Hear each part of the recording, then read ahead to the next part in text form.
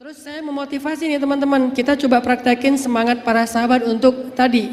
Man sanna fil Islam sunnatan hasanah. Apa maksudnya?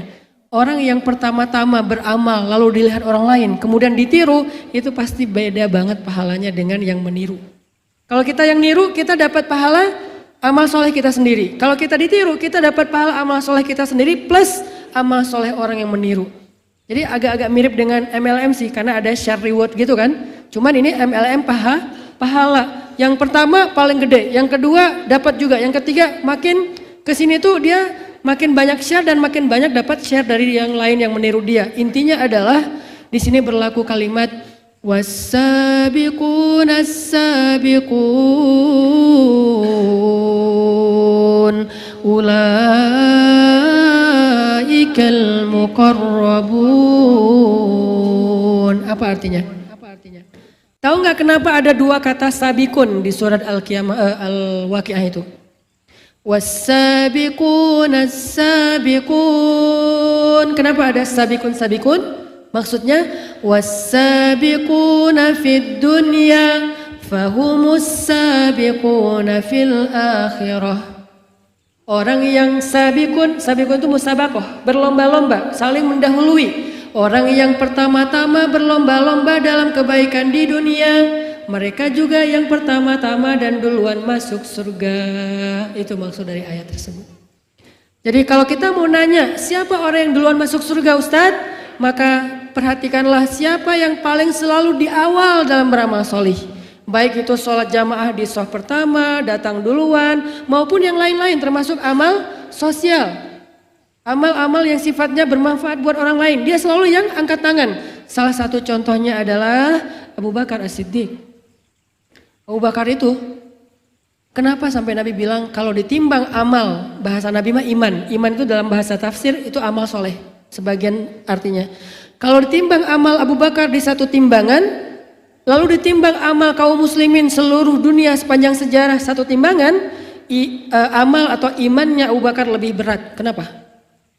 Karena 6 kalau nggak salah dari 10 sahabat yang masuk surga dijamin mubasysyaruna bil jannah, itu 6 orang diantara mereka itu masuk Islam lewat Abu Bakar loh. Abu Bakar yang ngajak mereka masuk Islam. Sehingga salah satu contohnya siapa? Abdurrahman bin Auf, Utsman bin Affan. Ini kan masuk Islamnya lewat Abu Bakar nih. Maka setelah Abdurrahman bin Auf masuk Islam, kebayang ya gimana infaknya Abdurrahman bin Auf? Maka pahala infak itu semua juga sama mengalir kepada Abu Bakar As-Siddiq. Gimana Abdurrahman mau nyaingin Abu Bakar? Nggak bisa. Belum lagi Utsman tuh kalau ngasih itu nggak tanggung-tanggung. Sekali dia bersedekah, angkanya kalau kita konversi ke rupiah itu 10 miliar. Sekali ngasih itu 10 miliar dan itu receh buat Utsman. Di belakang masih nggak tahu, nggak kehitung, udah males ngitungnya kayak gitu-gitu. Sampai Abdurrahman bin Auf itu ya nangis gara-gara terlalu kaya. Coba. Kalau kita nangis miskin, dia nangis kaya. Abdurrahman, lu kenapa nangis? Iya nih kaya banget. Kalau kita, aduh gimana ya, nggak bisa makan, nggak punya ini, nggak punya pulsa, nangis. Dia mah, aduh pulsa gue kebanyakan nih, unlimited gitu. Atau Abdurrahman bin Auf, dia saking kayanya Abdurrahman bin Auf, ketika beliau ngasih hadiah buat istri-istri Nabi setelah Rasulullah wafat. Kenapa dikasih hadiah? Soalnya kan istri Nabi itu ada SOP Nabi kan. SOP Nabi itu apa? Gak boleh istrinya menikah lagi setelah Nabi wafat. Karena istri Nabi kedudukannya sebagai ibunya kaum muslimin. Masa kita mau nikahin ibu sendiri? Gak boleh kan? Nah akhirnya karena Nabi udah wafat gak ada yang nafkahin istri-istri beliau, Abdurrahman berinisiatif ngasih hadiah buat istri-istri Nabi. 9 orang semuanya dikasih satu-satu. Satu orang istri Nabi kalau dikonversi ke rupiah hadiahnya 21 miliar. Satu orang istri Nabi dikasih 21 miliar. Jadi sekitar 200 miliar hadiah. Satu orang. Makanya setelah Nabi wafat, kehidupan Aisyah radhiyallahu anha itu udah lebih kayak terfasilitasi gitu.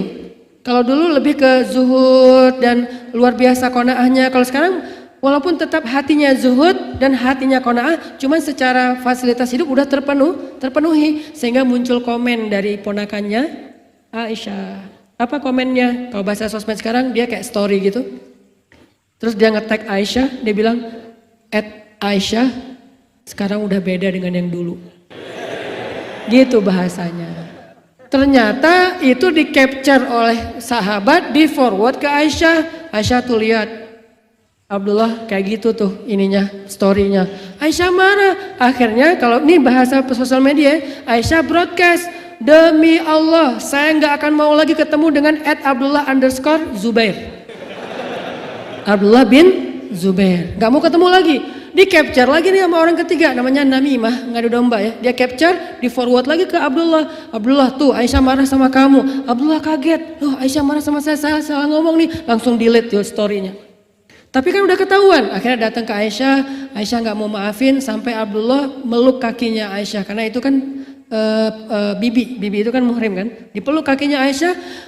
Bibi maafin saya. Enggak, saya nggak bisa maafin kamu. Kamu udah ini banget, nyakitin perasaan saya banget. Pokoknya saya nggak mau ketemu kamu. Kata Abdullah, bibi lupa dengan hadis Nabi. Tidak halal bagi dua orang mukmin memutuskan silaturahim lebih dari 3 hari. Dan ini udah hari keempat, bibi. Benarkah itu sabda Rasulullah? Benar bibi. Akhirnya Aisyah mengatakan, nazri. Gimana dengan sumpah saya? Akhirnya Aisyah memerdekakan 10 orang budak demi bisa mencabut sumpahnya. Ini menunjukkan bahwa Abdurrahman tuh kaya banget, ngasih hadiah aja gede-gedean. Nah, semua kebaikan Abdurrahman bin Auf, Utsman bin Affan dan yang lain-lainnya yang masuk Islamnya lewat Abu Bakar, pahalanya ngalir kepada Abu Bakar. Belum lagi ketika ada kesempatan beramal soleh, Abu Bakar itu selalu duluan. Satu-satunya orang yang bisa ngalahin Abu Bakar dalam beramal soleh cuman Rasulullah SAW. Kalau perempuan, Khadijah radhiyallahu anha. Cuman mereka berdua yang bisa ngalahin Abu Bakar. Makanya Khadijah juga dijuluki dengan nama Khadijah As-Siddiqah. Kalau laki-laki Abu Bakar As-Siddiq, kalau perempuan Khadijah yang As-Siddiqah. Kalau Aisyah kan dia Humaira gitu kan ya. Nabi kan kalau manggil Aisyah ya Humaira gitu kan, atau ya Aish gitu kan. Kalau sampai di Sunda ya Eis gitu kan, itu bahasa Arab yang jadi bahasa Sunda. Apaan sih Ustadz? Ya gitulah. Maksudnya Abu Bakar tuh kalau misalnya Nabi bilang gini, wahai sahabat-sahabat, ada satu hadis yang redaksinya kurang lebih terjemahannya gitu. Siapa di antara kalian yang hari ini sudah memberikan makan anak yatim? Abu Bakar angkat tangan. Ana ya Rasulullah. Apakah itu riya? Bukan, itu syiar. Ana ya Rasulullah. Bersama beberapa orang sahabat yang lain. Siapa yang hari ini sudah menyambung silaturahim yang terputus? Abu Bakar angkat tangan. Ana ya Rasulullah. Bersama sahabat yang lain yang gantian. Yang lain tuh gantian. Yang pertama angkat, yang kedua nggak angkat. Tapi Abu Bakar angkat terus. Siapa yang sudah memberikan menyelesaikan hajat saudaranya yang punya masalah? Ana ya Rasulullah, ana ya Rasulullah. Setiap Nabi nanya amal soleh, selalu Abu Bakar angkat tangan, ana ya Rasulullah. Jadi dalam satu hari Abu Bakar itu beramal dengan amal yang orang lain itu dilakukan rame-rame, tapi dia sendiri. Ana ya Rasul, ana ya Rasulullah. Rasulullah senyum sama Abu Bakar. Dan itu absennya dilakukan oleh Nabi 2 kali, malam dan subuh. Siapa yang sudah begini, siapa yang sudah begitu, ana ya Rasulullah, ana ya Rasulullah. Jadi mereka saling menyemangati. Wah, Abu Bakar udah ngelakuin ini, saya juga. Abu Bakar saingan beratnya Rasulullah SAW. Makanya ketika Rasulullah udah wafat, Abu Bakar datang ke Aisyah, nanya, Aisyah, kata Abu Bakar, kan Abu Bakar itu ayahnya, Rasulullah itu suaminya, jadi bisa ngebandingin gitu kan. Aisyah, coba Aisyah perhatiin amal amal suami kamu Rasulullah mana yang ayah belum lakuin. Kan kamu bisa ngebanding-bandingin. Apa yang dilakukan Nabi yang ayah belum pernah lakuin? Kata Aisyah, ada. Apa? Rasulullah itu suka ngasih makan seorang nenek di pinggir kota. Mana? Alamatnya di mana? Sherlock. Ini kalau sosmed. Langsung datang ke sana. Langsung Abu Bakar ngasih makan. Nggak mau ketinggalan. Nah kalau kita ngomongnya, itu kan Rasulullah. Itu kan Abu Bakar. Sementara mereka nggak gitu. Fastabiqul khairat. Oh Rasulullah gitu, saya juga pengen gitu. Abu Bakar gitu, Yesus saya juga pengen gitu. Yang paling berat itu buat Umar. Umar itu nggak bisa ngalahin Abu Bakar. Pernah dia udah hampir bisa, udah hampir nyalip kayak Rossi sama siapa gitu kan. Hampir nyalip kesalip lagi gitu kan di tikungan terakhir. Nah Abu Bakar tuh pernah hampir dikalahin Umar. Dalam bab apa? Infak. Perang Tabuk. Nabi mengatakan kita akan berangkat untuk ke Tabuk. Kumpulkanlah harta-harta kalian fi sabilillah. Barang siapa yang meminjamkan hartanya di jalan Allah, Allah akan membalikan berlipat ganda. Pulang sahabat, pulang. Datang Umar bawa harta yang sangat banyak. Nabi mengatakan, ya Umar, berapa yang kau berikan? Setengah dari harta saya Rasulullah. Setengahnya tuh banyak banget. Ada onta, ada kuda. By the way, onta perang itu harganya mahal loh. Harganya sama kayak Ford Raptor lah. Double cabin gitu kan. Berapa Ustadz? 2 miliar sekian. Itu satu onta. Namanya rohilatan. Onta perang. Kalau onta sembelih namanya onta potong, bukan ayam doang yang potong, onta juga ada. Onta potong yang disembelih pas musim haji itu harganya cuma 40 sampai 50 juta. Nah, onta yang diberikan sahabat itu rahilah, satu ekornya 2 miliaran. Dan Umar datang bawa beberapa onta, kuda, satu kuda, tahuan sendiri kan, kuda perang berapa harganya, itu datang. Berapa wahai Umar? Setengah dari harta saya Rasulullah. Beres didoain sama Nabi, dari jauh kedatangan Abu Bakar. Abu Bakar cuma bawa, gak terlalu banyak, gak sebanyak Umar, bawa gitu. Di atas keledai, bawa bantuan untuk jihad di atas keledai. Umar ngelihat Abu Bakar, wah kali ini saya bisa ngalahin Abu Bakar nih. Itu semangat mereka, was-sabiquna as-sabiqun wasari'u ila magfiratin min rabbikum fastabiqul khairat, berlomba-lomba dalam kebaikan. Wah bisa ngalahin Abu Bakar nih, senang nih Umar nih. Datang Abu Bakar, ya Rasulullah ini yang bisa saya berikan fi sabilillah. Rasulullah nanya, berapa yang kau berikan wahai Abu Bakar? Kata Abu Bakar, ini sudah seluruh harta yang saya miliki ya Rasulullah. Umar kaget, bener ya gak bisa ngalahin Abu Bakar. Ternyata bukan soal angkanya, tapi pengorbanannya. Umar berkorban dengan setengah hartanya, Abu Bakar berkorban dengan seluruh hartanya. Nabi nanya, ya Abu Bakar, apa yang engkau tinggalkan untuk keluargamu? Kata Abu Bakar, aku tinggalkan untuk istri dan anak-anakku Allah dan Rasulnya. Makanya Abu Bakar kalau ditimbang amalnya, kalah seluruh umat Islam walaupun digabung menjadi satu amal soleh. Itu Abu Bakar. Belum lagi nanti semangat mereka dalam beramal soleh dulu-duluan gitu. Kan pernah tuh namanya perang Khaybar. Perang Khaybar itu perang umat Islam melawan Bani Israel yang paling kolosal gitu kan. Itu lebih dahsyat daripada perang-perang yang lain. Dalam perang Khaybar satu sore Nabi itu SAW bilang ngumpulin sahabat berbaris semuanya. Terus Nabi mengangkat rayah beliau, bendera beliau, bendera la ilaha illallah itu. Kemudian Nabi mengatakan apa? Wahai kaum muslimin, besok subuh saya akan berikan bendera ini kepada orang yang mencintai Allah dan Allah mencintainya. Kepada orang yang mencintai Allah dan Allah mencintainya. Akhirnya besok subuh, beres sholat subuh, sahabat langsung berbaris rapi, semuanya baris. Siap untuk berharap dialah yang mendapatkan bendera sehingga itu menjadi pertanda dia mencintai Allah dan Allah mencintainya, dan itu keren banget, derajat yang sangat tinggi. Pas Nabi jalan dari ujung barisan satu persatu gitu, Umar, Ali, Abu Bakar, yang lain-lain tuh berjejer. Yang lucu apa? Umar begitu Nabi udah dekat dengan dia maju selangkah dikit gitu. Jadi dia kayak agak muncul gitu biar ditunjuk sama Nabi. Gini. Nabi jalan lewatin, terus Umar lewat, balik lagi.